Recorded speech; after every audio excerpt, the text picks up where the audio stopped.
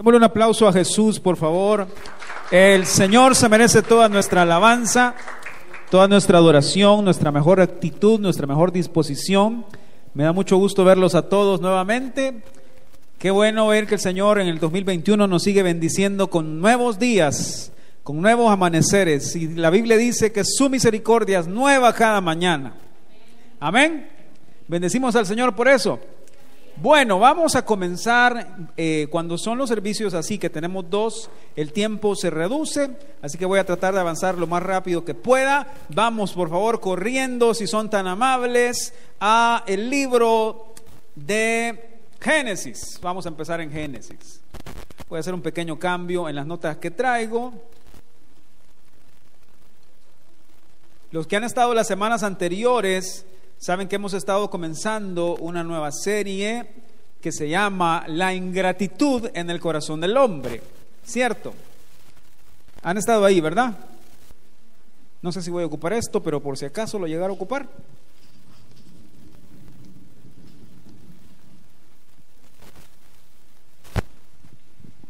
Y bueno, hemos estado hablando mucho respecto a esto y es un tema sumamente largo y sumamente extenso. Entonces estoy buscando al Señor de modo que podamos encontrar el camino más fácil por el cual podamos irnos y encontrarle sentido a todo esto que es tan grande. La raíz de nuestro problema, del problema del corazón del hombre, está en dos cosas. Digan conmigo, dos cosas. Solo dos cosas son donde proviene toda este río de maldad que sale del corazón. ¿Cuántos reconocen que somos malos, hermanos? Por naturaleza nos cuesta ser buenos, ¿verdad? ¿Cómo sabemos eso? Porque nos cuesta perdonar, nos cuesta tener paciencia, nos cuesta ser tolerantes con los demás, nos cuesta ser desprendidos de las cosas, ¿verdad? Algunos de nosotros somos resentidos, otros de nosotros somos sumamente amargados y enojados. Tenemos un serio problema con todas esas cosas. Pero en realidad el problema del corazón del hombre está en dos cosas. Número uno es en la ingratitud del corazón del hombre y número dos en el orgullo del corazón del hombre. Del orgullo se desprenden muchas cosas y este orgullo e ingratitud están basadas en el viejo corazón. ¿Ok? Quiero recordarles, y vamos a comenzar por ahí, por favor, en esta mañana. Estamos hablando de la ingratitud. La ingratitud, ya les enseñé, se refleja por una cosa, o por dos cosas, mejor dicho. La ingratitud en el corazón se manifiesta en la insatisfacción y en la murmuración. ¿Qué es murmurar? Lo vamos a ver más adelante, pero en pocas palabras es quejarnos de lo que estamos viviendo. Quejarnos de la circunstancia que estamos pasando. Eso es murmurar. ¿Sí? Es no estar satisfecho ni contento con algo y por lo tanto estar hablando de algo que a mí no me gusta. ¿Ok? Eso sería murmurar en este caso, ¿verdad? Eso proviene del viejo corazón. Eso proviene de la naturaleza que Lucifer plantó en el corazón del hombre. ¿Ok? De ahí proviene eso. Cristo en nosotros, el nuevo corazón, no murmura, no se queja, no se lamenta. El nuevo corazón en nosotros da gracias a Dios por todo. Pero Romanos capítulo 7, no se vayan para allá, vámonos a Génesis 3. Romanos capítulo 7 nos enseña que hay una lucha dentro de nosotros. ¿Alguna vez ustedes han sentido literalmente que hay algo que está peleando dentro de ustedes contra algo? ¿Alguna vez les ha pasado eso? Que de repente sienten que tienen que hacer algo, pero sienten que no lo quieren hacer. Es decir, a veces saben que tienen que perdonar, pero es que... ¿O solo a mí me pasa? Que sabemos que tenemos que bendecir a otros, a bendecir al hermano que nos está lijando la tabla en buen salvadoreño, pero uno dice, pero es que ¿por qué tengo que ser yo? Esa batalla se llama la batalla entre la carne y el espíritu y está en Romanos capítulo 7. Entonces el viejo corazón está viciado. El viejo corazón lo encuentran descrito específicamente por Cristo en Marcos capítulo 7 también. Marcos capítulo 7, versículo 20 y 21 dice Cristo, porque dentro del corazón, ¿se acuerdan de eso? Nacen los malos pensamientos, los adulterios, etcétera, etcétera. Ese es el viejo corazón, ¿verdad? También lo encuentran en Gálatas capítulo 5.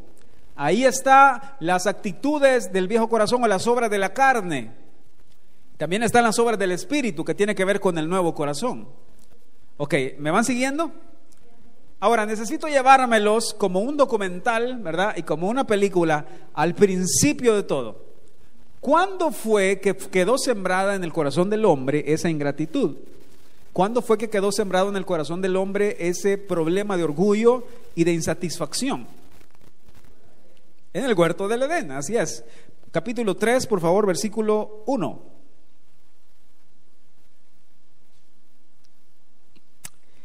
La ingratitud, en pocas palabras, está presente en el pensamiento consciente o en el inconsciente.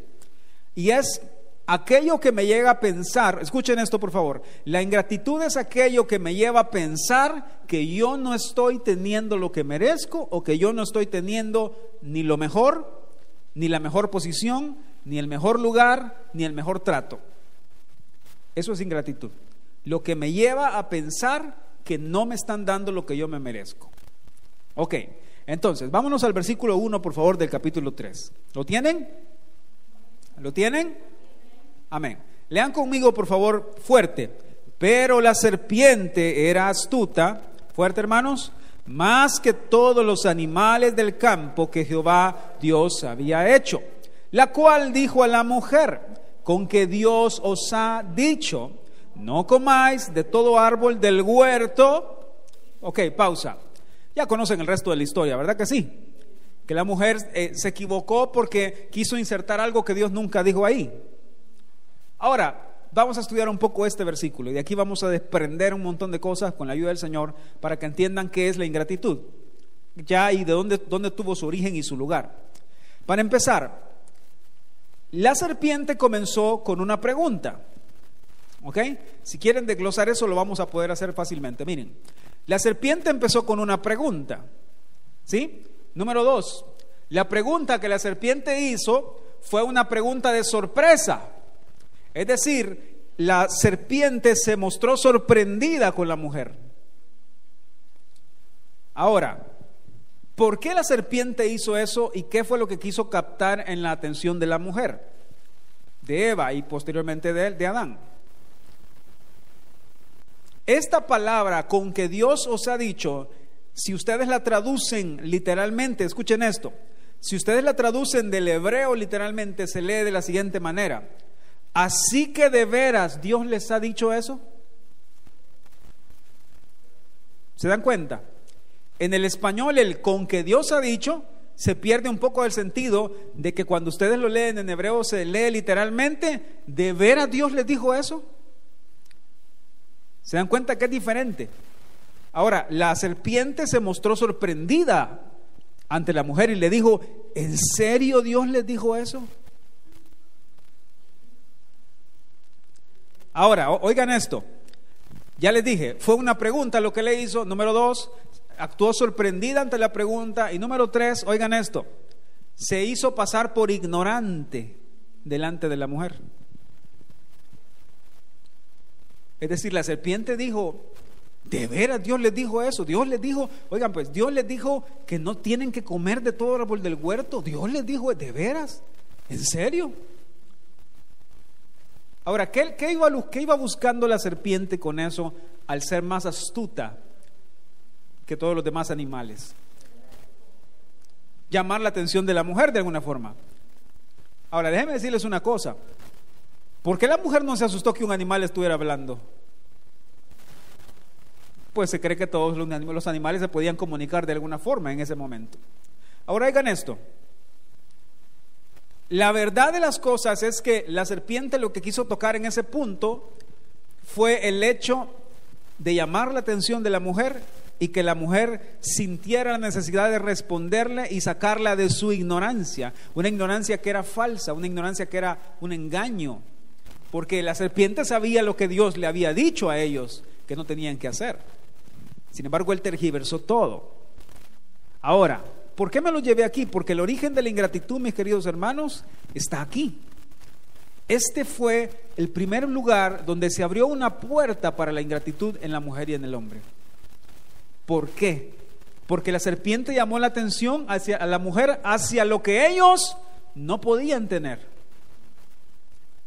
quitó la atención de lo que ellos podían tener, que eran miles de árboles de fruta, de comida. En todo el huerto podían usar lo que quisieran, podían tomar lo que quisieran, podían comer lo que quisieran. Solo había un árbol donde no podían comer. Pero la atención de la mujer, de parte de la serpiente vino, tomó la atención de la mujer y la centró donde no podía estar. ¿Cómo se llama eso? Eso se llama despertar ingratitud. ¿Saben qué es ingratitud? Ingratitud es que nosotros vemos lo que no tenemos y no vemos lo que tenemos. Es que yo quisiera tener una casa más grande y nunca ha dado gracias por la casa que el Señor le ha dado a usted. ¿Y no conocen ustedes gente que se enferma? Hay gente que se enferma de ver carros, de ver casas, de ver esto, ver lo otro, y se vuelven locos y empiezan a decir, pero es que mi vida, si yo hubiera nacido en otro lado, si mi posición fuera otra, si hubiera nacido allá en Italia, allá por, qué sé yo, en París, donde sea. Hermanos, la ingratitud surge en la mujer cuando la mujer vio el fruto que era deseable y dijo, de eso nunca he comido, de eso nunca he podido tocar, ni nunca he podido tener. No me importan los miles de árboles que puedo haber comido, pero hay uno que no he comido todavía, y por ese que no he comido todavía, yo pienso que Dios es malo. Yo pienso que Dios es malo en prohibirme lo que yo no puedo tener. Yo pienso que Dios es malo en que no me aumenten el sueldo en mi trabajo. Yo pienso que Dios es malo en que mis hijos no son tan bonitos como otros hijos. Solo estoy poniendo un ejemplo de lo que la ingratitud hizo en la mujer y en el hombre. Pusieron su mirada donde no tenían que ponerlo y quitaron su mirada de donde tenían que tenerlo. ¿Por qué la mujer no le contestó? Es cierto, no podemos comer de ese árbol, pero mira, tenemos miles y miles y millones de árboles más donde podemos comer. ¿Por qué la serpiente no encontró ninguna resistencia? Porque al fin y al cabo lo que había en el corazón de la mujer era lo siguiente: es cierto, nosotros también merecemos comer de ese árbol. Es cierto, nosotros también podemos comer de ese árbol, tenemos derecho a comer de ese árbol. Trabajamos en el huerto, cuidamos el huerto, labramos el huerto, también tenemos derecho a comer de ese árbol. ¿Se están dando cuenta de eso? Entonces, ahí surge, mis queridos hermanos, y ahí es el origen de la ingratitud, en el huerto del Edén, cuando la mujer y el hombre quitaron su mirada de lo que tenían que Dios les había dado y empezaron a poner su mirada en lo que no podían tener. Empezaron a ver lo que no podían hacer, empezaron a ver lo que no podían tener, empezaron a pensar, yo creo que no tengo lo que merezco.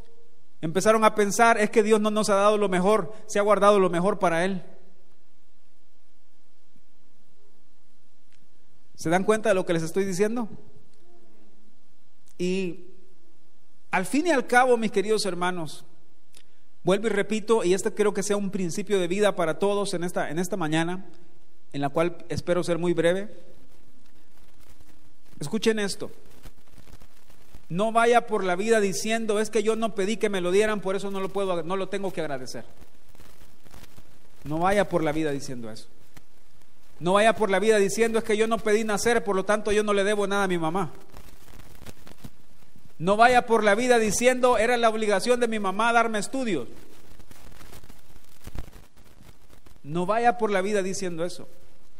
Cuando usted pueda, agarre su teléfono, llámele a su mamá, llámele a su papá y dígale, mamá, te agradezco porque nunca me faltó la tortilla y los frijoles en la casa. Mamá, te agradezco porque yo veía cómo ibas a trabajar todos los días de madrugada y te cansabas y aún así venías a ayudarnos en las tareas de la casa, ayudarnos en esto. Gracias, mamá. ¿Se dan cuenta cuán grande es el problema que tenemos de ingratitud en el corazón? Que nunca nos saciamos. Siempre queremos más. Siempre buscamos una nueva posición, siempre buscamos un nuevo lugar, que nos reconozcan, siempre buscamos que nos vean, siempre buscamos que nos den lo mejor a nosotros. Y dejan de lado todo lo que tienen ya del Señor. Ahora que lleguen a su casa, mírenla y digan, gracias, Señor, porque hay un techo sobre mi cabeza. Miren la ropa que andan y digan gracias, Señor, porque hay gente que de verdad no tiene ni para una camisa. Gracias, Señor, porque hay gente, Señor, que no tienen ni para comprarle zapatos a sus hijos. Y usted en un colegio los tiene, hermano. Gratitud. Ahora, del otro lado de la balanza, ¿qué es la gratitud? La gratitud, mis queridos hermanos, oigan esto, es el reconocimiento y aceptar que la vida no nos debe nada y que todo lo que tenemos es un regalo de parte de Dios. Eso es gratitud. Llegar a entender y decir, nada merecemos, de nada somos dueños, todo es del Señor, todo es por su gracia. Todo es por su favor, mi trabajo es por su gracia, mi casa es por su favor, mis hijos son un regalo, mis nietos son un regalo, mi familia es un regalo, mis papás son un regalo, mi iglesia es un regalo, la palabra es un regalo, la Biblia es un regalo, la oración es un regalo, el ayuno es un regalo. Cuando empiezan a verlo todo desde ese lado de la balanza, se van a dar cuenta que leer la palabra es un privilegio que tenemos. Sentarme un día en mi casa y poder leer un salmo, eso es un privilegio que en otros países la gente no tiene. Poder tener una Biblia en su casa, y si son como yo que me gustan los diferentes tipos de Biblia porque los paso leyendo todas y veo las diferencias entre todas, van a entender que es un privilegio que mucha gente pagó con su sangre y con su cuerpo. El hecho de que la Biblia hoy pueda estar en nuestro idioma, el hecho de que la Biblia hoy pueda estar en nuestros países, es un regalo. Pero se dan cuenta cómo vamos por la vida menospreciando todo. Menospreciamos a los hermanos, menospreciamos a nuestra familia, menospreciamos a los papás, menospreciamos a los pastores, menospreciamos a los servidores de cualquier índole, de cualquier momento. No digo que pase en esta iglesia, gracias a Dios, pero la vida del ser humano es así, menosprecia cualquier cosa, porque empieza a ver lo que no tiene y empieza a ver lo que quisiera tener, en lugar de dar gracias por lo que tiene. Y la Biblia es muy clara cuando dice, si ustedes tienen comida y abrigo, den gracias y estén contentos, porque tienen más que muchas personas. ¿Estamos? Amén. Vámonos a Lamentaciones, por favor.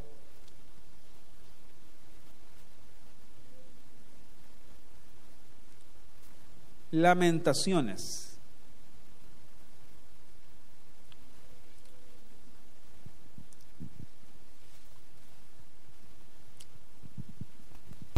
Si el Señor nos lo permite, en las próximas semanas vamos a descubrir cómo comenzar a curar el problema de la ingratitud. ¿Quieren aprender eso?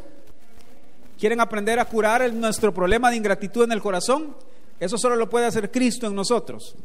¿De acuerdo? Pero tenemos que empezar por reconocer dónde está nuestro problema. ¿Ya encontraron en Lamentaciones? Sí sabían que había un libro que se llama Lamentaciones, ¿verdad? A ver, pregunta, ¿quién escribió Lamentaciones?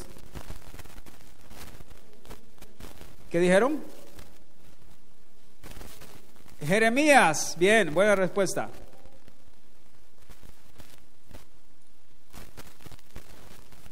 Ya me acordé. La semana pasada les repartí unos pequeños folletos de las notas que enseñamos con respecto a las primicias, honrar al Señor con las primicias, que son los principios espirituales realmente que nosotros enseñamos.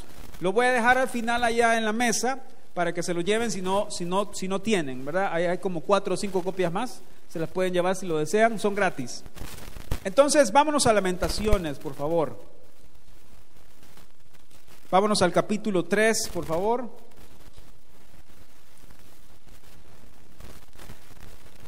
Entonces, miren, el primer punto que tienen que entender para dejar de ser ingratos, para que dejemos de ser ingratos y dejemos de tener ingratitud en el corazón, lo primero que debemos entender es que Dios es la causa y el dueño de todo. Eso nos vamos a dedicar ahorita. Vámonos al 3, versículo 37, por favor. Son tan amables.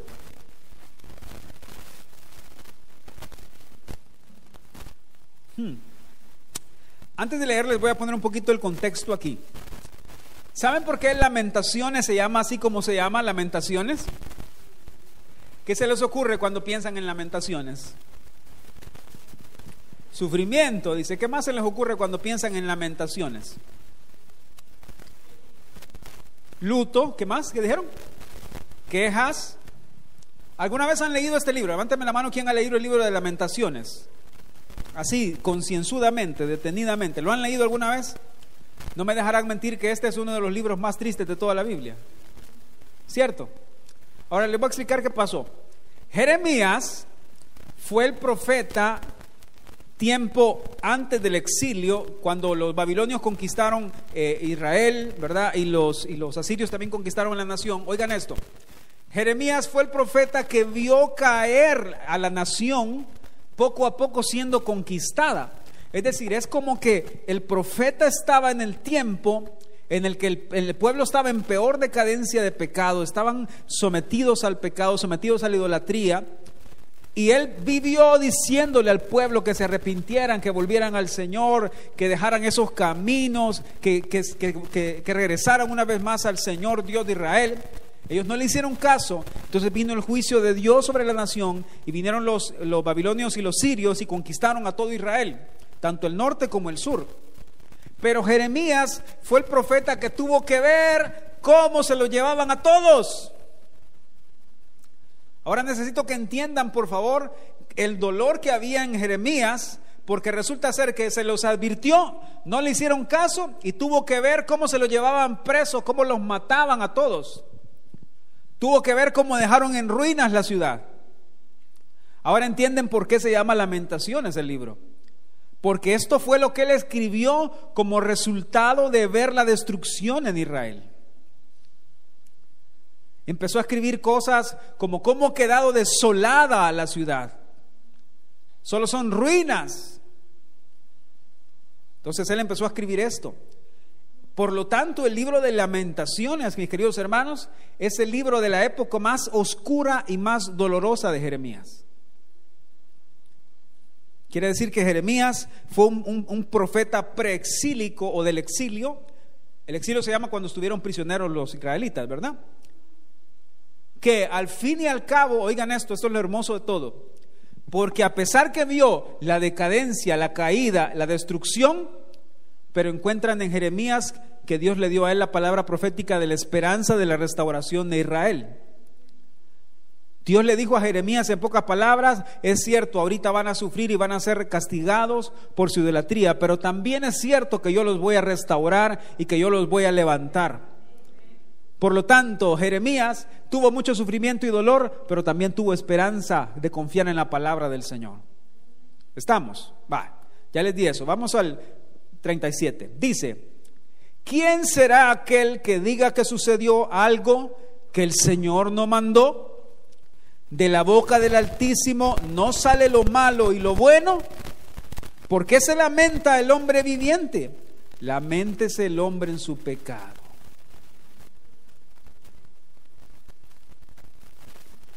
¿Entendieron lo que leyeron? Oigan esto pues. Una vez más, Jeremías hablando dice: ¿quién será aquel que diga que sucedió algo que el Señor no mandó? O en pocas palabras, Jeremías dice: ¿quién va a ser aquel que diga que lo que está pasando no lo permitió el Señor? Ahora se lo voy a traducir a su contexto y a mi contexto de vida. ¿Quién va a venir a decir aquí que lo que usted y yo estamos viviendo hoy no es porque el Señor lo ha permitido? ¿Quién va a venir a decir aquí que la pandemia mundial del 2020 que está llegando al 2021 todavía no es algo que el Señor lo está permitiendo? El Señor lo está permitiendo. Ahora, ¿por qué estamos hablando de eso? Miren pues, para empezar, lo que estaba pasando aquí ya les expliqué, era que naciones venían a conquistar Israel, querían destruir Israel, mejor dicho, destruyeron Israel por completo. Entonces son las acciones de hombres. Número 1, son las acciones de hombres. Ahora déjenme decirles una cosa. Y yo sé que me voy a meter en camisa de 11 varas con esto, pero es la verdad, es la palabra y este es el principio. Pero tenemos que aprender a tener gratitud aún de lo que la gente de afuera nos quiere hacer a nosotros. Tenemos que aprender a tener gratitud aún cuando hablen mal de usted. Tenemos que aprender a tener gratitud con el Señor aún cuando le levanten falsas calumnias. Tenemos que aprender a tener gratitud con el Señor aún a pesar de las tribulaciones, de las angustias, de las dificultades, de las adversidades. ¿Por qué? Porque ¿quién va a venir a decir a nosotros que lo que estamos viviendo no es que el Señor lo ha permitido?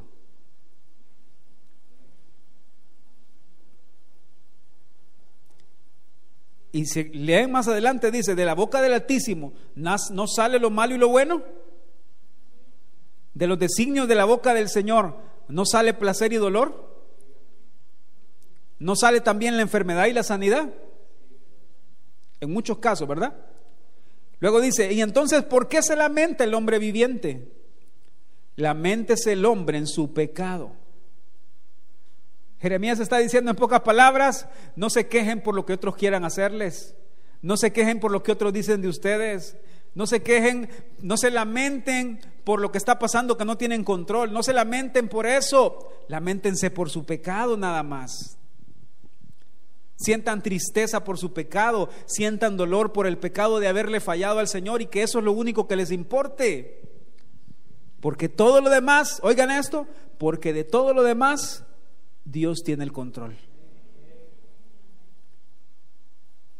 ¿Me están siguiendo? Entonces yo estoy aquí para decirles esta mañana: lo que sea que los hombres estén haciendo allá afuera contra usted, por usted, tenga la certeza que Dios tiene el control sobre ello. Tenga la certeza que Dios está al cuidado de eso. A Dios no se le ha salido de la mano. Los hombres no pueden hacer nada que hayan decidido hacer si el Señor no se los permite. Entonces usted no tenga temor. Párese firme. Vaya y dígale al Señor: me arrepiento si yo he pecado, pero tú tienes el control de allá afuera. Tú tienes el control de esta situación. Tú tienes el control de esto otro. Miren, ¿cuántas veces no nos hemos enfrentado a que nos acusan de algo injustamente? ¿Alguna vez se han enfrentado con eso ustedes? ¿Se han enfrentado con que les han levantado un falso y se han podido defender? Han podido presentar pruebas para decir: miren, esto que están diciendo, a veces se puede, pero no es cierto que a veces no se nos permite defendernos. ¿Y qué hacemos, hermano? Empezamos a quejarnos, empezamos a patalear y empezamos a torcer la teología y empezamos a decir que Dios, que me haga justicia y que mis enemigos se mueran. Yo les voy a decir algo: yo conozco a personas que literalmente le han deseado la muerte a la gente que les está haciendo esas cosas. Pero uno mira el ejemplo de Jesús. Ahora les voy a preguntar algo para traerlos al plano más sencillo y práctico. La mano que levantó el mazo, que metió los clavos en la mano de Jesús y en los pies de Jesús, ¿Dios no tuvo el control de eso? Dios no tuvo el control de la lanza que le atravesaron en su costado. Dios no tuvo el control de que los judíos compaginaran con los romanos para poderlo crucificar. Dios no tuvo control de eso. ¿Y en qué momento encuentran a ustedes a Jesús quejándose? ¿En qué momento encuentran ustedes a Jesús lamentándose? ¿Saben qué tenía él en su corazón por su Padre? Gratitud. Gratitud porque él sabía que el Padre tiene el control todo el tiempo. Entonces, hermanos, lo que sea que los hombres están planeando en contra nuestra, sea que están levantando falsos, sea que están calumniándonos, sépalo, Dios está en control y tiene cuidado de usted y de mí. Y Dios no va a permitir que nadie haga nada sin su placer, sin su voluntad, sin que a Él le plazca su voluntad. Dios no va a permitir que ningún hombre haga nada en contra de usted sin que Él así lo permita. No tenga temor, No tengan miedo. Jeremías capítulo 1, versículo 5, la pastora lo leyó hace como 2 o 3 semanas. ¿Se acuerdan? No digas, yo soy niño, porque yo te escogí desde el vientre de tu madre, desde antes que te fuera formado, yo te escogí y te di por profeta a las naciones. Y le dijo, no tengas miedo al rostro de los hombres, no tengas miedo a cómo te van a ver por decir la verdad.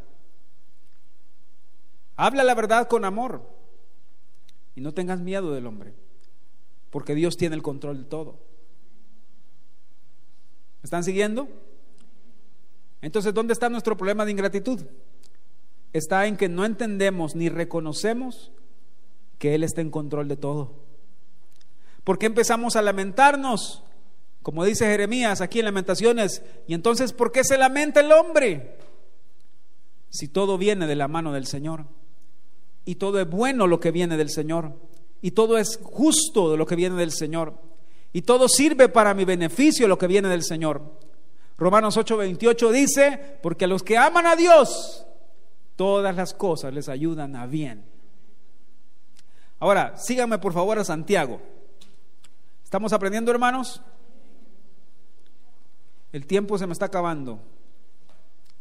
Santiago, por favor.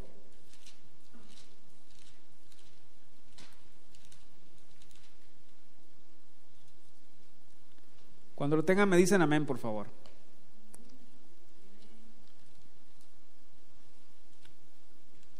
Quiero que se vayan con la paz de entender hoy que lo que sea que el hombre esté trazando un camino para usted, el Señor lo puede convertir para bien. ¿No me escucharon? Lo que sea que cualquiera esté tramando contra usted, el Señor lo puede convertir en su bien. Sea en el trabajo, sea donde sea, el Señor lo puede convertir para bien. Usted lo único que necesita hacer es dar gracias y decir, tú tienes el control, tú cuidas de mí, tú cuidas mi casa, tú cuidas mis hijos, yo no tengo nada que temer. Amén. Versículo 13, por favor, 4:13. Vamos ahora, dice Santiago, los que decís, hoy y mañana iremos a tal ciudad y estaremos allá 1 año y traficaremos y ganaremos, cuando no sabéis lo que será mañana. Porque ¿qué es vuestra vida? Ciertamente es neblina que se aparece por un poco de tiempo y luego se desvanece. Ahora, ¿por qué les estoy leyendo eso? Porque el hombre dispone su camino, pero al fin y al cabo es Dios quien decide qué es lo que va a suceder. Entonces camine con la confianza, con la gratitud en el corazón de saber que Dios está en control de todas las cosas. De saber que Dios es la cabeza y que si Él lo permite es por algo, que si Él lo permite sucede por algo, que si Él lo permite tiene un propósito en nuestra vida para algo. Dejemos de lamentarnos, dejemos de quejarnos del lugar donde estamos, dejemos de quejarnos de lo que no tenemos y empecemos a dar gracias por lo que tenemos. Y como la palabra dice, cuando el Señor dice, en lo poco me fuiste fiel, en lo mucho te pondré. Vámonos a otro más. Vámonos a Jeremías 10:23. Ya vamos a terminar.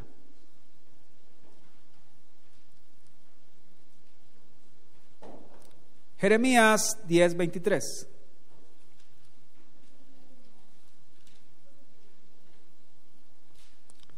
Entonces, ¿por qué no ser agradecidos, hermanos, si el Señor está teniendo control de ustedes y de mí?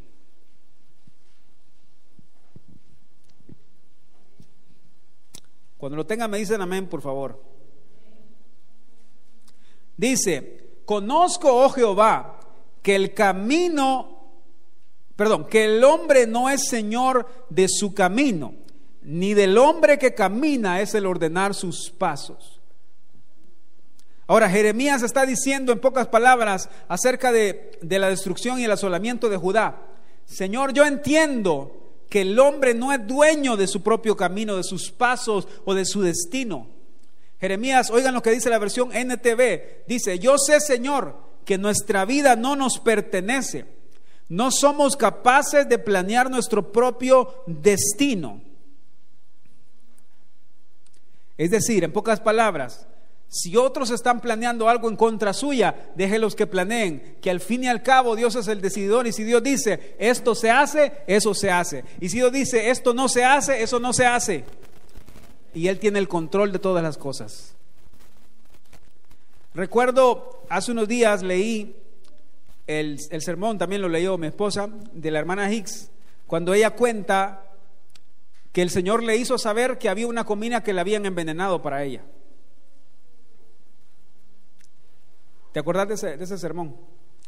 Ella cuenta en ese sermón, fíjate, que le sirvieron una comida y que el Señor le dijo en su corazón: con esa comida te están intentando matar, está envenenada. Y que ella se llenó de temor y que el Señor le dijo: cómetela. Y entonces se pueden imaginar ustedes, cómetela. Y dice la doctora, ella cuenta en ese testimonio, en ese sermón, que ella se le comió la comida. Y que algo pasó y que la gente que le había envenenado la comida se enteraron y se dieron cuenta que se la había comido y que no le había pasado nada. Y que lo que hicieron fue convertirse. Es cierto, eso ella lo contó. ¿Me entienden lo que les estoy diciendo? Lo que estoy tratando de decirles es: aunque el hombre piense en mal para usted, usted tiene un corazón agradecido con el Señor. Usted tiene un corazón que entiende que Dios es la cabeza. Usted no se preocupe, porque Dios tiene el control de todo. Y si Dios dijo que va a pasar, va a pasar. Y si Dios dijo que no va a pasar, no va a pasar. Ahora, eso tiene que despertar gratitud en nosotros, ¿o no? Porque el hombre no es dueño de su destino. Quien es dueño del destino se llama Jehová de los ejércitos. Quien es el dueño de los destinos se llama Jesucristo. Y Él está con nosotros. ¿Están ahí?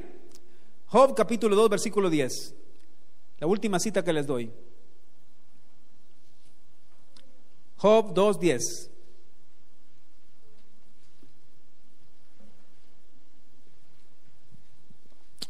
Luego que la mujer de Job le dijo a Job: ¿todavía mantienes tu integridad? Maldice a tu Dios y muérete, le dijo. Miren qué ayuda idónea tenía Job. Tremenda, ¿va? Vean lo que le contestó Job. Y él le dijo: como suele hablar cualquiera de las mujeres fatuas, has hablado que recibiremos de Dios el bien y el mal no lo recibiremos. En todo esto no pecó Job con sus labios. Rapidito, vámonos por favor a Isaías 44:6. Miren qué tremenda sabiduría de Job decir que acaso solo lo bueno vamos a recibir del Señor, que acaso solo lo que nos gusta vamos a recibir del Señor, que acaso solo por lo que nos va bien vamos a dar gracias al Señor. No, hasta por lo malo debemos aprender a dar gracias al Señor. Amén. Ok, con esto vamos a terminar y voy a dejar hasta ahí en pausa para la siguiente semana, si el Señor lo permite. Lean fuerte conmigo Isaías 44:6, por favor. Así dice Jehová, Rey de Israel y su Redentor, Jehová de los ejércitos: yo el primero y el postrero, y fuera de mí no hay Dios. Ahora, la palabra primero es la palabra Rosh, es la palabra cabeza.